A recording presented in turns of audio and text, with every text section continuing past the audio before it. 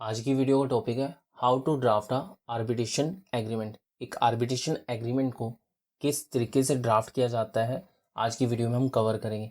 Hey everyone, this is Gaurav, welcome to Granth education.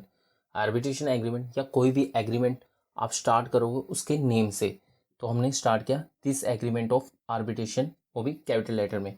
फिर हमने कहा ये एग्रीमेंट एग्जीक्यूट हुआ था, उस दिन डे क्या था, मंडे था, और डेट क्या थी, 3 सितंबर 2021 थी।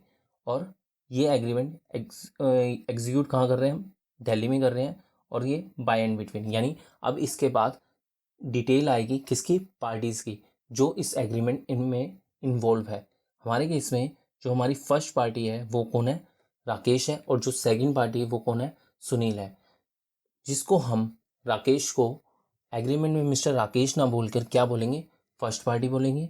और जो मिस्टर सुनील है उसको हम सुनील ना बोल के क्या बोलेंगे, सेकंड पार्टी बोलेंगे। फिर उसके बाद हमने रिसाइटल पार्ट स्टार्ट करा। रिसाइटल पार्ट क्या होता है, एक शॉर्ट समरी देनी होती है कि एग्रीमेंट क्यों बनाया जा रहा है, इसके पीछे क्या ऑब्जेक्टिव है। एक स्टोरी होगी या एक हिस्ट्री होगी, ब्रीफ हिस्ट्री देनी होती है। हमने कहा कि जो फर्स्ट पार्टी है ना, उसका एक प्लॉट था, वो भी कहाँ था, दिल्ली के अंदर। और जो सेकंड पार्टी क्या है, वो एक बिल्डर है और उसका ऑफिस भी कहाँ है, दिल्ली के अंदर है। ये दोनों, जो फर्स्ट पार्टी और सेकंड पार्टी, इस आर्बिट्रेशन एग्रीमेंट बनाने से पहले कि एक बिल्डिंग कॉन्ट्रैक्ट में एंटर हुए थे दोनों पार्टी, और जिसमें फर्स्ट पार्टी ने सेकंड पार्टी को कॉन्ट्रैक्ट दिया था कि वो बंगलो बनाए उसके प्लॉट के ऊपर।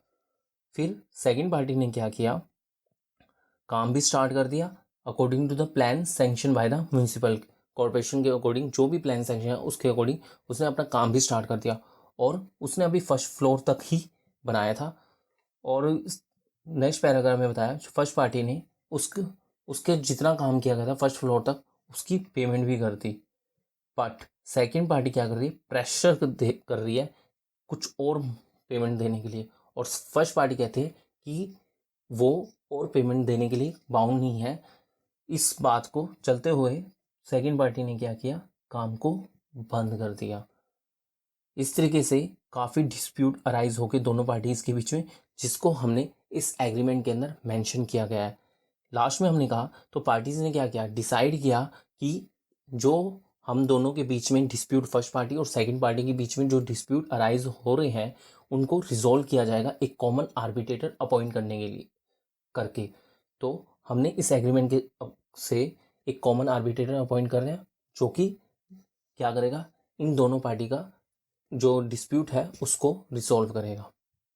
फिर now this agreement witnesses as follow, इसमें क्या है, हमने अब इसका मतलब हमारा नॉन ऑपरेटिव पार्ट खत्म हो गया, अब शुरू हुआ है ऑपरेटिव पार्ट।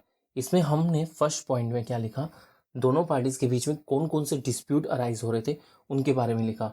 इसमें आया पहला, क्या second party according to sanction plan के अकॉर्डिंग वर्क कर रही है नहीं कर रही। ये सवाल उठा, ये क्वेश्चन उठा कि हाँ भी हो रहा ही नहीं हो रहा, इस तरीके का डिस्प्यूट आ गया।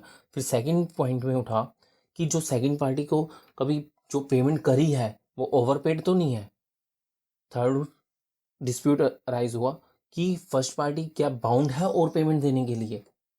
और फिर लास्ट उठा, ऐसे कई कई तरह के क्लेम्स एक दूसरे के ऊपर दोनों पार्टी लगा रही थी, उसके बारे में बताएगा। फिर हमने सेकंड पॉइंट में लिखा कि जो फर्स्ट पार्टी और सेकंड पार्टी ने मिलकर मिस्टर गौरव को अपॉइंट कर दिया। मिस्टर गौरव को ना एक आर्किटेक्ट है, उनको उसको अपॉइंट कर दिया जो कि वर्क करेंगे एज ए कॉमन आर्बिट्रेटर। और साथ साथ उन्होंने डिक्लेरेशन भी दे दी, जो मिस्टर गौरव है वो हम दोनों से यानी फर्स्ट पार्टी और सेकंड पार्टी से रिलेटेड नहीं है, वो उनका कोई रिलेशन नहीं है इन दोनों पार्टी से।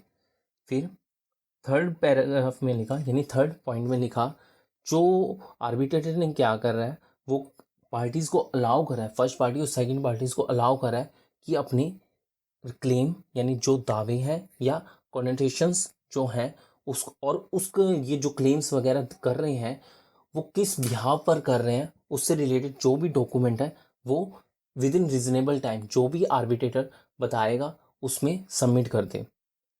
फोर्थ पॉइंट में लिखा हमने, फोर्थ पॉइंट में लिखा कि आर्बिट्रेटर इसके साथ साथ उनको हियरिंग का भी ऑप्शन दे रहा है, यानी अपनी सुनवाई का भी ऑप्शन दे रहा है, वो खुद भी पर्सनली भी बता सकते हैं, अपने क्लेम्स अपनी बात रख सकते हैं और थ्रू एडवोकेट के भी थ्रू रख सकते हैं। और फिफ्थ पॉइंट में हमने लिखा कि जो आर्बिट्रेटर है वो इंटरिम अवार्ड पास नहीं करेगा। आर्बिट्रेटर वैसे इंटरिम अवार्ड पास कर सकता है, मगर इस केस में हमने कहा कि इंटरिम अवार्ड नहीं चाहिए, बिल्कुल फाइनल डिसीजन ही चाहिए। फिर उसके बाद लिखा जो आर्बिट्रेटर है जो अपना अवार्ड है यानी डिसीजन है विद इन 4 मंथ के अंदर वो दे देगा। अब वो 4 मंथ कब से काउंट होंगे? वो 4 मंथ जिस दिन ये एग्रीमेंट बनाया है और इसकी कॉपी आर्बिट्रेटर के पास कोई भी फर्स्ट पार्टी या सेकंड पार्टी लेके चला गया, तो उस दिन उस डेट से 4 मंथ काउंट करके दे देगा। और इस 4 मंथ को ना एक्सटेंड भी किया जा सकता है, मगर एक्सटेंड करने के लिए दोनों पार्टीज का कंसेंट होना जरूरी है। 7th पॉइंट में लिखा जो अवार्ड है ना जो देगा यानी आर्बिट्रेटर जो डिसीजन सुनाएगा जो फैसला लेगा वो दोनों पार्टीज पर बाउंड होएगा। 8 पॉइंट में लिखा जो अंटायर कॉस्ट जो भी कॉस्ट इन्वॉल्व होएगी आर्बिट्रेटर की, जो भी पेमेंट वगैरह करेंगे, जो भी एक्सपेंसेस इन्वॉल्व होंगे उसको दोनों पार्टी इक्वली बियर करेगी। और 9 पॉइंट में लिखा और जो ये सारी प्रोसीडिंग ना चलेगी ना वो आर्बिट्रेशन कॉन्सिलेशन एक्ट 1996 के अकॉर्डिंग ही चलेगी। फिर लास्ट में इन विटनेस वेयर ऑफ क्या कर रहे हैं बोथ द पार्टीज जो एग्रीमेंट में की पार्टीज जो हैं वो क्या कर रही है कि हमने इस एग्रीमेंट को क्या कर लिया है, पढ़ भी लिया है और इसको साइन भी कर दिया है। और कौन इसको साइन किया है और उस प्रेजेंस ऑफ द विटनेस में, तो फर्स्ट और सेकंड विटनेस की क्या आ जाएगी, कंप्लीट डिटेल आ जाएगी, name, father name, son of, जो भी लिखना है वो कंप्लीट लिख के देन वाइंड अप कर देना।